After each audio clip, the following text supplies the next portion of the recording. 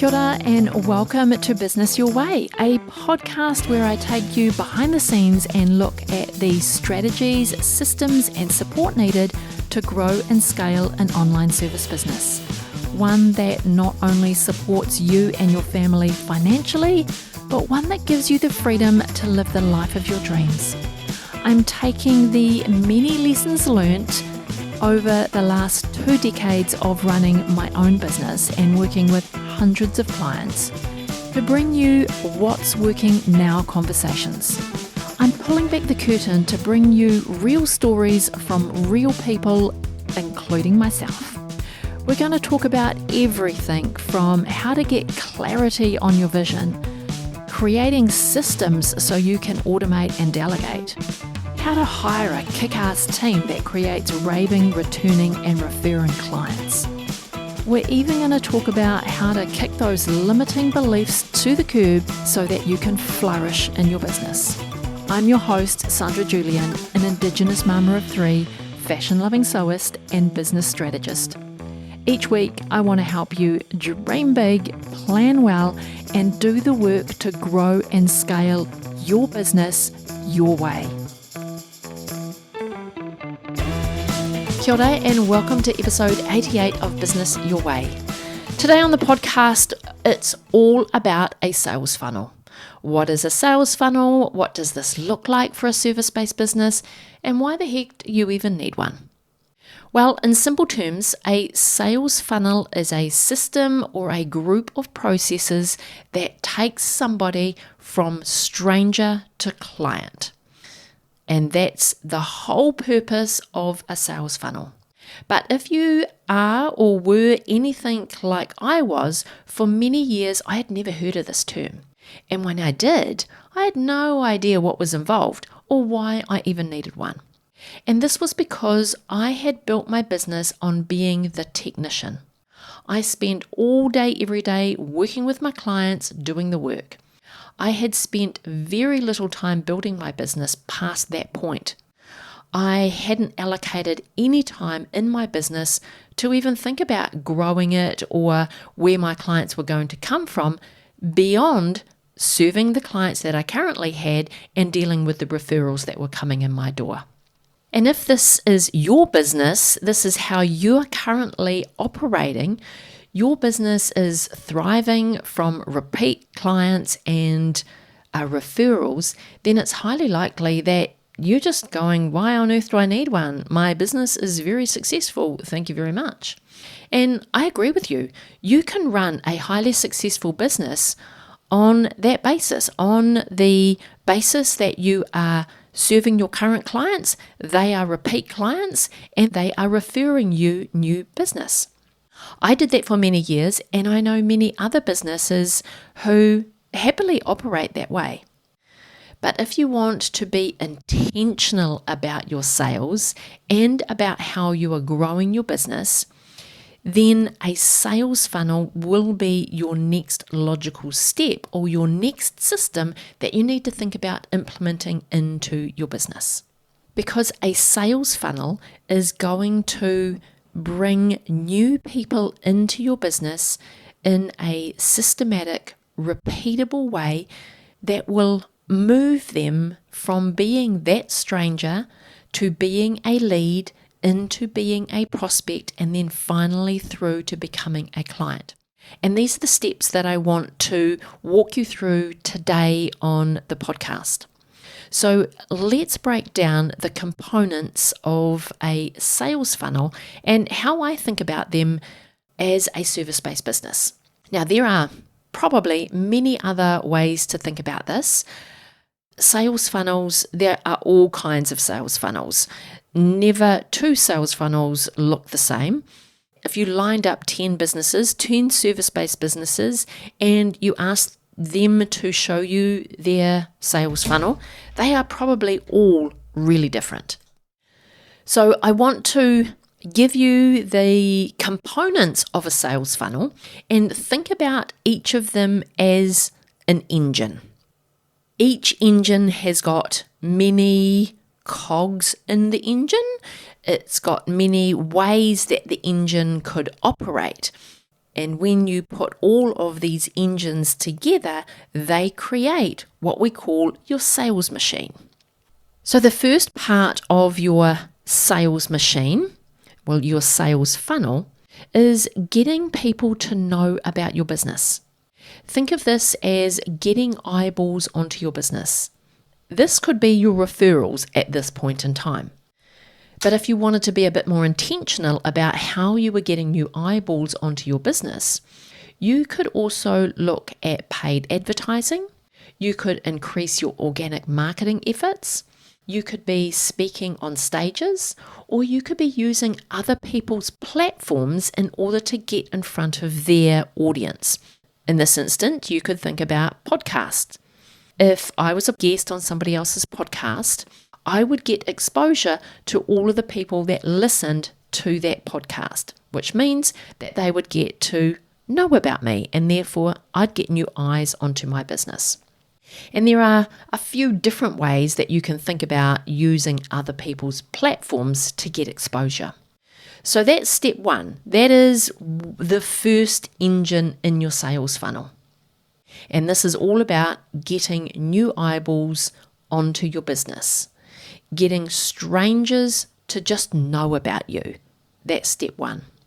So then that leads into the second engine in your sales funnel. So once that you've pulled them in and you've got their eyeballs on your business, you need to have a process to capture the lead. In other words, you need a mechanism to capture their email address so that you can continue to communicate with them and start nurturing that relationship so you can move them to the next phase. Now, this lead engine, or this lead phase in your sales engine, there are many different ways that you could capture their email address. You could have a free ebook. You could have a quiz. You could have a free worksheet or a free PDF guide or a free blueprint. It's usually a free something, or it could even be a low-priced offer. So you could offer them, again, an ebook for a very nominal price.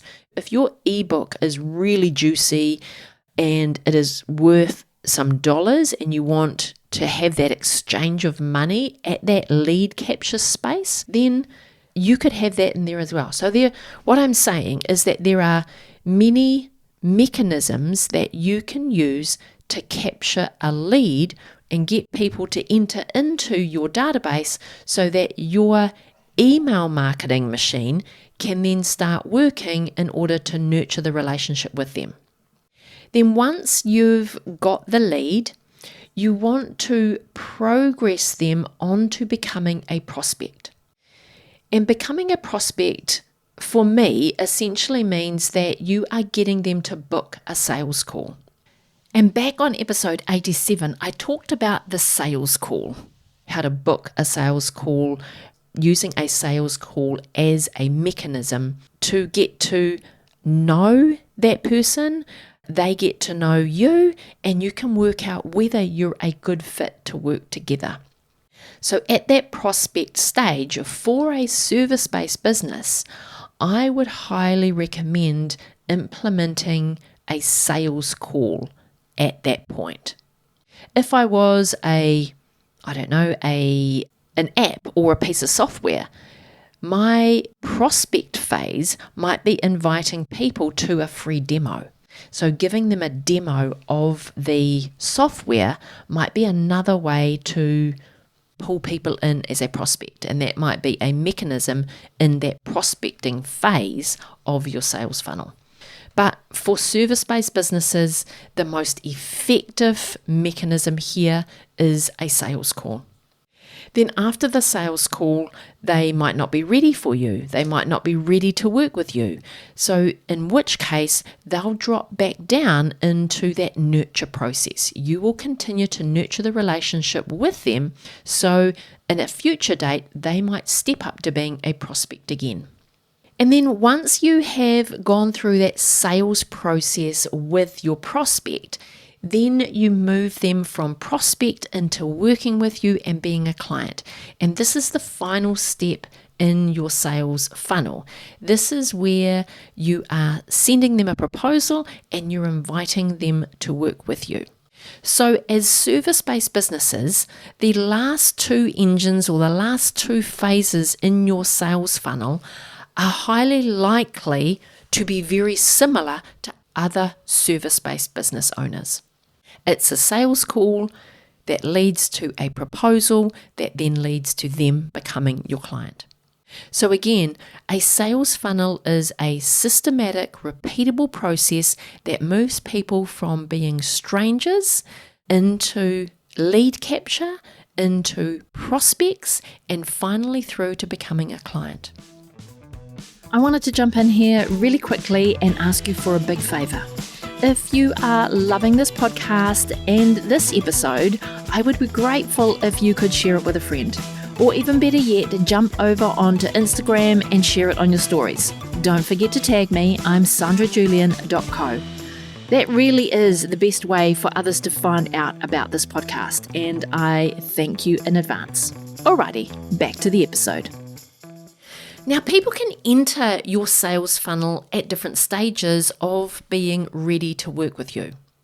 So just because they're coming from a referral, you still need to have a systematic, repeatable process that every referral goes through so that you can both assess if you're a good fit to work together.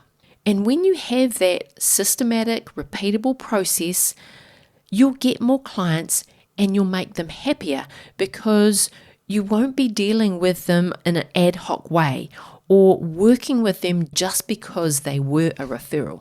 The only way to really find out if that referral is a good fit for you, you can help them and working together makes sense, is by taking them through your sales funnel. So when you have a systematic, repeatable process in your business, you'll also free up your time and energy so you can focus on other areas.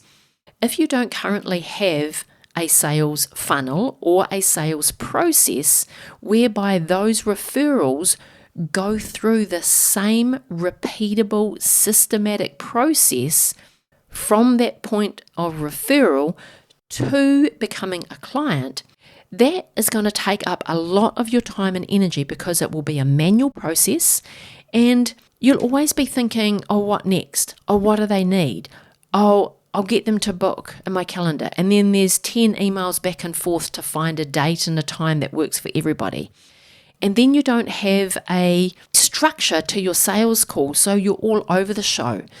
And then your proposal is personalized every time, and your service is then personalized every time. This just takes up so much time and energy and leaves you exhausted. So whether you think you are ready for a sales funnel or not, let's just change the way that you're thinking about it. Let's just change from thinking about a sales funnel as a system for attracting more clients and growing your business through different ways. And let's think of a sales funnel as just a systematic, repeatable process for you to be able to bring those referrals into your business without taking up a lot of time or energy turning them into clients. And when you talk about, or when you think about your sales funnel this way, then service-based businesses in particular really do need a sales funnel. And in my opinion, I think every service-based business needs to implement an appointment funnel into their business, because the appointment funnel is the way that you drive all new leads, new eyeballs, you drive them into the same way of getting on a sales call with you, discovery call, whatever you want to call it. Once you've driven them onto the sales call, then you go through that process, you send them a proposal, and then they become a client and work with you. And all of these steps in this process are all systematized and are repeatable no matter where that new eyeball has come from, where that new lead has come into your funnel. It does not matter. They end up by going through the same process. What I've found to be true is that when people find out about you, whether that's through a referral, someone talking about you, or they met you at a networking, the first thing people do is they go and they stalk you. They go and take a look at your social media channels, they go to your website, they get a feel for what you do, and if with all of their stalking, they get a sense that you can help them with what's going on in their business, then they're going to take that next step. So even though someone has referred them, they might not take that next step with you and become a lead. So you have to make sure that your appointment funnel is on your website. So on my website, because I know that when people hear about us, whether that is maybe some paid advertising or it is through one of the events that they've attended that we've delivered, through a referral from a client, through a conversation with somebody, I know that they're eventually going to end up on my website. So on my website, people can go into my sales funnel, and there's a couple of ways that they can go into my sales funnel. One, they can just go book a call with me. So then they move from new eyeballs on my business to being a prospect, and they jump that whole piece about becoming a lead before they become a prospect. So if you are able to get people to move through your sales funnel really fast, the ideal is that on your website, there is a link for them to book an appointment with you and jump directly to that prospecting phase. Now, if they decide that they aren't quite ready to take that bigger leap and get on a phone call with you, then on my website, I've got a couple of things where they can download a worksheet in exchange for their email address. And the worksheets that I've got available help them get their event to the point where they feel like they are ready to get on a planning session with me and talk seriously about their event. So when they find out about me, they might be in their early phases of thinking about an event, but they're not confident enough that their event is going to go ahead or that they have got all of the thinking around it in place, so they're not ready to get on a call and talk with an expert about their event yet. So I've got a couple of worksheets that helps them get clear on their thinking, get clear on what their event is about, what that looks like, what it hopes to achieve, and then they're on my email list. And once they're on my email list, I can nurture them. In my event agency, we publish blogs as our long-form content, and then we repurpose those out to our social media channels. And so that's how we are nurturing everyone who comes into our business as a lead. And then once they've booked their planning session, which is an automated system, like I don't do that manually, it's a button on my website where they can go, they can have access to my calendar, they can find a day and a time that works for them, and they can book in an appointment. I don't have to do anything. I can be doing 101 other things in my business. So you want to make sure that that part of your sales funnel is automated. The other part that we want to have a systematic approach to is how you conduct your sales calls. For me, I call it a planning session. And I conduct my planning sessions in the same way every time. And again, you can go back to episode 87 where I covered off the discovery call, the sales call process. And once we are on a call, we quickly establish whether that prospect is ready to move forward. I'm assessing them for their right fit to work with me, and they're assessing whether I'm the right person to help them and whether they're ready to get to work. Because 90% of the time, I get off my sales calls and that client is ready to move forward because they've booked that planning call knowing that they're in a space ready to be moved forward. I get very little tie kickers on my planning sessions because those planning sessions for me are really clear that this is about working out whether we're a good fit to work together. And for the 10% who don't move forward to the next step, they usually opt out themselves. They quickly identify that they are not yet in a space to move forward with the services that we offer. So then from the sales call, I move forward and present them with a proposal. Again, my proposal is templated and systematized.